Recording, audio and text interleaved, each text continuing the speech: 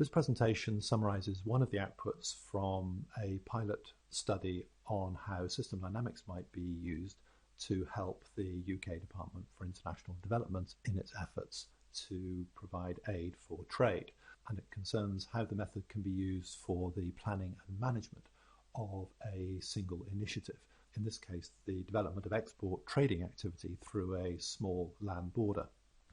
Previous presentations have explained the project background and how we can conceptualize the way the trade system works. And we're now going to go on and explain this particular framework for the planning and management of a single trade border initiative. And I should add that this comes with a working simulation model that allows you to explore how this approach might be used. Whether we're looking at the outputs that we are delivering immediately or the outcomes from those interventions or the longer term impacts, the start point for everything we do in system dynamics is a time chart of how the system has been performing. So there's a history, and that history is important because it includes information about how the system actually works. There will usually be some unsatisfactory or even worse situation going out into the future. We could get even longer delays at the crossing borders, or we could get no progress in increasing the volume of trade, or we could actually get poverty increasing once again. So we want a better future from that, but that better future will take time. It'll take time to fix whatever the problems of the system are that are making it difficult to get what we want. These are just some of our aims out of the work that we're doing to try to improve the trade system in countries like Nigeria. But what we need to recognise is that trade actually occurs through every one of the border crossings and ports and airports in the country. So what we've got to do is work out how to get from the policies that we pursue at the very high level to what actually happens on the ground at the borders. What we're going to do is we're going to break the trade system down into overland trade, seaborne trade and airborne trade, and the total of the trade through each of those three modes is the sum of the trade going through every single one of the crossings, every single land border, every single port, every single airport. If we're going to increase total trade, policy interventions must enable change at every border or port. And we're going to show how this might work by using an example of a single small land border crossing. So what we'll do over the next few slides is actually build that model up, show how it might be structured, and then go on and demonstrate how it might work. Here is this single land border, and our desired outcome is an increase in the total volume of trade that goes through that border. Not just a little bit of an increase, but a substantial increase in that volume of trade. Where does that come from?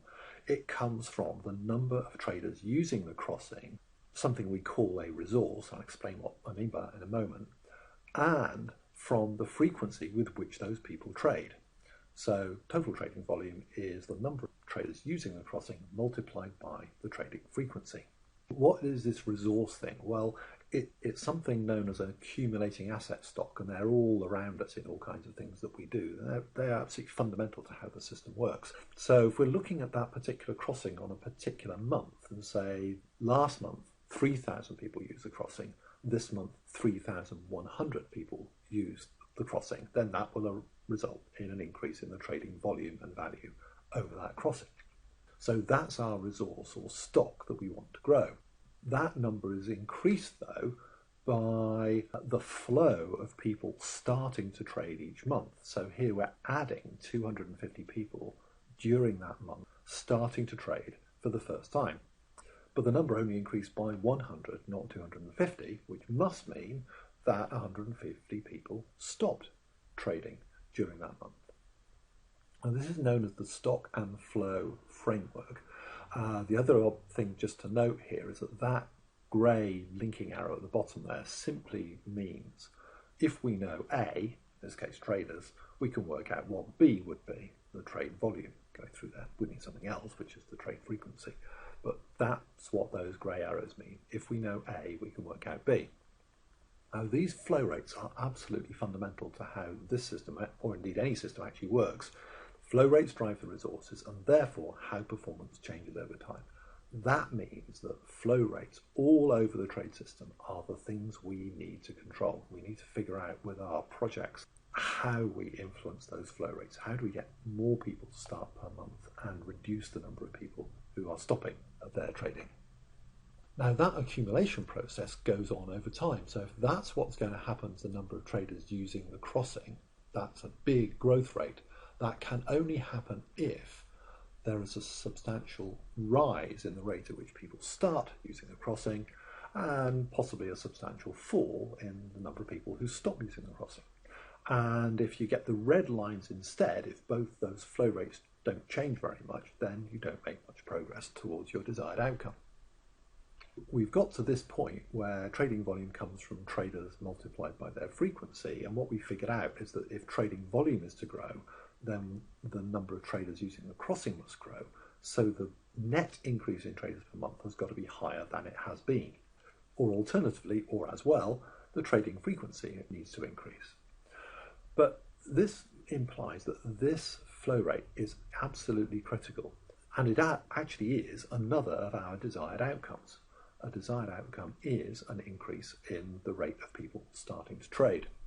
Bear in mind, this is the net change resulting from gains minus losses.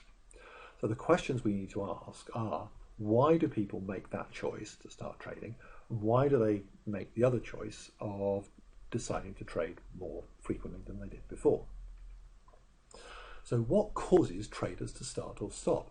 Well, if you see other people trading and you see them making money, that will persuade you that it would be a good idea if you started trading. Why do I stop trading? Well, I stop trading if I can't cross the border. I went to the border last month. I had to sit around all day waiting to get across. Because I couldn't get across because the delays were so long, I won't bother next month. Border delays happen if more people want to cross than can be handled. There's a certain number of attempts that those traders make per day to get across the border. The border can actually cope with a maximum number of people crossing during the day, and that's what causes the delays. And those delays have a further effect, which is I will trade less if there are delays, but there are other things that will cut my frequency as well, like corruption or too high tariffs. So if I'm going to make $100 from my trade trip across the border, but 20 of those dollars go in tariffs and another 50 go in corrupt payments to border officials, then I don't make enough money to bother going across so often. I won't cross every month. I may only cross every 2 months or 3 months. So those are some reasons why traders might start or stop trading across a border, why they might change the frequency with which they trade. But there are other things that will affect their decision, and those other things are the other resources on which that decision depends. Here's one of those. Here's that same chart of people starting to trade across the border. And one of the things that will bring them to that border is whether the roads will actually get them to the border in a short enough time that it's worth their while bothering. So more roads enable more people to start trading. How do we get more roads? Well, we get more roads if we have a burst of road building. You see there's a big kind of peak in the road building soon after this point in time we've called now, and that's why we've got that big upsurge in the kilometres of roads that are available, and that's why we've got the big upsurge in the number of people starting to trade each month.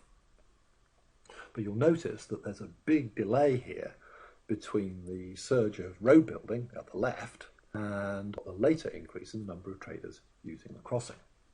So that's just one example of our ability to grow the people engaged in trade depending on existing resources. Another example concerns not just can people actually reach the crossing, but are they actually permitted to sell the products that they would like to sell. So if we can increase the number of permitted products, cut the number of products that are banned from being traded, then that makes it possible for more people to trade than did before. So those are two examples of the change we want depending on existing resources. Now this is where we get this issue of feedback, because up at the top there you're getting reinforcing feedback driving self-sustaining growth, we've got more income per trader, we get more people trading, and more people see the opportunities, so more people engaged in trade. And at the bottom, we've got what's known as balancing feedback, stifling growth. The more people trade, the more delays we get, and the more people stop trading. So the thing simply grinds to a halt. So looking at this situation, the question we'd ask next is, well, how do we remove that constraint that's stopping the system moving forward? And this is where we start looking at supply-side resources to grow capacity. The limit here is that maximum number of crossings per day, and that comes from, do we have enough equipment and buildings at the border to let enough people through, and do we have enough border staff to process them during the day? We've already looked at one other capacity increase, which is increasing the road so people can reach the border. Now we're looking at the capacity at the border. But that may not be all we need to do. We may also be able to improve the processing efficiency, get more people through in a given period of time by making the procedures simpler. And maybe we can improve the skills of the border staff so they can process people more quickly. So with the same equipment and the same border staff, you get more people able to get across the crossing during a period of time. So we can increase capacity by adding tangible things, the equipment or the staff, or intangible things like improved efficiency and improved staff skills.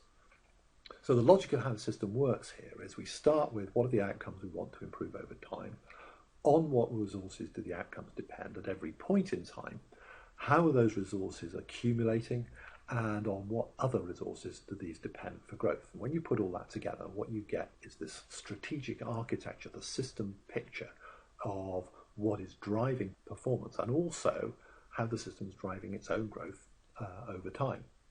And once we understand that, we're in a position to work out what impact our decisions and also other external factors that are going on will have on the gains and losses of those resources and therefore on the performance we're trying to improve. How do we actually get more trade out of this system? So this is a picture of the whole system and how its performance might change over time. Now we can look at all the action options we've got to help improve this system and then figure out what to do when, in what order, and by how much. We've already looked at one example of those, which is to build more roads. But would that be a better thing to do, or should we focus on removing products from being banned for trade? Should we add more border crossings? Should we develop and expand those that already exist? Should we hire more officials? Should we train officials better? Should we devote our efforts to streamlining the documents that people need to actually get across the border and trade, and streamline the processes? Or maybe we ought to focus our attention on getting proper pay rates for border officials and finding mechanisms of getting discipline in place so that corruption is reduced. And are we setting the right tariffs? Maybe the tariffs are the issue that's actually stopping trade progressing. A further issue is it's all very well making all this possible, but if the people who could trade don't know about it, then they're not going to respond. So maybe we should actually be putting effort into educating traders as to what they can do, how they can do it, what tariffs should be in place, and what to look out for so they don't get caught by demands for corrupt payments. And I would like to introduce you to this dynamic model of a small land border crossing in a rural region of a developing country. The crossing is used by local people to sell goods over the border in the neighbouring country, and this is very informal trade indeed. We're talking about individuals taking vegetables and animals to sell nearby, or goods they make at home. The model is still in development and may change following this recording, so results may differ from those shown here. Also, a separate model deals with a larger border crossing on a highway used by companies exporting bigger loads by truck. This model runs over 24 months, showing how trade across this small land border develops depending on factors that encourage more people to start trading and to do so more often. Your role as an agency trying to improve this situation is to decide which factors to change at what rate so as to encourage more people to trade and do so more often. Simply hit reset, then play to see the results with default decisions. Some 32,000 potential traders could reach the border in a reasonable time given the road network in the region. Of those people, nearly half have products that are currently banned for export, so only 17,000 could actually trade if they wanted to. In practice, of course, such goods are often simply smuggled across the border. Over the 2 years of the model, more of those possible traders start to use the border because they might make enough profit for a cross-border trip to be worthwhile. They make a profit on the goods they sell, but lose money on any unsold goods, which happens if they don't have enough time to sell all they take, or if they have to pay bribes to cross the border. Traders lose time waiting at the border if there are delays, and as traders travel further to reach the border, it takes them longer to get there. Both losses of time eat into the hours available to them for selling their goods. Delays arise if there are too few officials to process people, or if those officials are insufficiently trained, so the load factor at the border is too high. The load factor is simply the ratio between people arriving and the capacity of the officials to process them. Corruption may also increase delays at the border, although this effect is not currently included in the model. Reset and step to the end of month 7. It looks like border delays are rising and the border load factor is high. Way more people are arriving at the border than can cross. Maybe you need more officials, and because there's also some turnover among these staff, you'll need to do more training. Set desired crossing officials to 10 and cut the time between training to 2 months. Step on to the end of month 12. It took a couple of months to get those extra officials, but that has at least relieved the pressure on the border and more traders are crossing.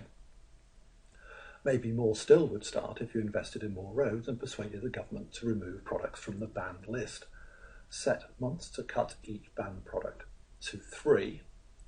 This simply means that your efforts with the government manage to get one product removed from the banned list every 3 months. Also set add kilometres of roads per year to 20.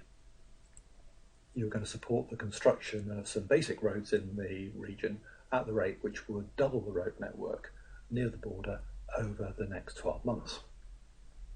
Play to the end, and you will see that many more people are now trading, and both the volume and value of trade is quite a bit higher than it was before.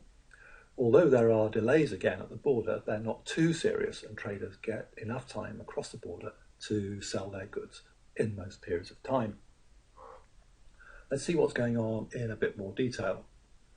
Scroll down and you'll see that at first, as more traders started using the crossing, the remaining number of people who could use it actually fell. But as you extended the roads and removed products from the banned list in later periods, new potential traders were created faster than others started using the border. The total number of people who could use the border has increased pretty substantially. You'll see that the number of attempted border trips increased as new traders started and as existing traders continued crossing at a reasonable rate. Your efforts to increase capacity never quite caught up with the increasing demand on the crossing, however. Scroll down and across, and you will see that the border capacity is limited by the number of officials that you have. So when you asked for more officials, it took a couple of months to find them, but then they arrived and raised the capacity of the crossing, but only because you did more training. If you had not done that, the average skill level of the officials would have fallen, causing the processing of each person wanting to cross the border to take longer. If you scroll up, you will also see that the processing time reflects the number of documents that people need to actually get across the border, and we might have worked to reduce that paperwork as an alternative policy. The profit that each trader makes on each trip they make across the border comes from the quantity of goods they take across, multiplied by the price they receive, minus the cost of those goods. Too long delays mean that not all of those goods they take can be sold, and those traders make losses on those wasted products.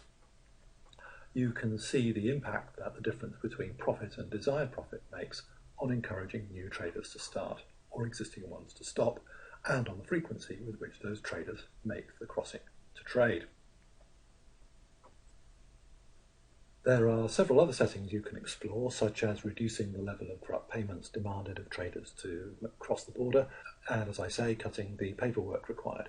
You can also automate the hiring and training decisions, ensuring that you always have more or less enough skilled officials without you having to actually make any explicit decisions. This means that you can focus on the other decision items at your disposal. There's also the option of adding an additional product that some traders could sell, where the profit depends on a market price across the border, which reflects the balance between demand and supply. And you can also choose whether that additional product has a seasonal availability or not. I hope you find the model fun and instructive. We will be exploring how it might be used to assist in policy making in aid for trade, and welcome any feedback on the model or the wider issues of encouraging trade to help economic growth and relieve poverty. So that's the system and a way of understanding where our action options map onto that system. What we will then be able to do is look at the monitoring and evaluation that we put in place to figure out whether what we are doing is a good thing or not, and whether it's worthwhile given the effort that we're putting into it.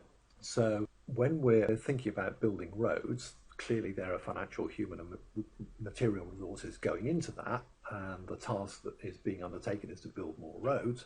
The output is to increase the quantity of roads available to people at that crossing. So now we can monitor the direct outputs, how many more additional kilometres of roads have we actually got, and evaluate that against the inputs and the activities. What that hasn't yet done, though, is tell us what the outcomes are of that particular initiative. We know that this is one of the things that might increase the number of traders using a crossing. So now we're in a position to monitor the outcomes, traders and trading volume, but we can only evaluate those against the whole programme of the inputs and activities that we're putting in at the left-hand side of this picture. If roads is not the issue, then we can put a lot of effort and money and resources into building roads. Road capacity will increase, but if something else is the problem, then it will have no impact on the outcomes that we're trying to improve. And if we go to the next level up, the big long-term impacts on things like poverty and employment, it's pretty impossible to ascribe those to any particular project or program in trade or anything else. It's the combination of all those efforts that will work in combination with each other to bring about the general social improvements that we're looking for.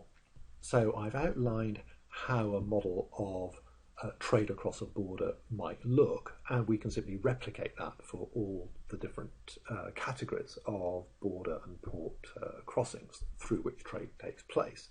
So that presentation has summarised how the system dynamics method can be used for the planning and management of initiatives to support an increase in trade through a single land border, and described a working model that would help with that process. The final presentation in the series will look at some of the issues that arise when this method is used and how those issues might be tackled.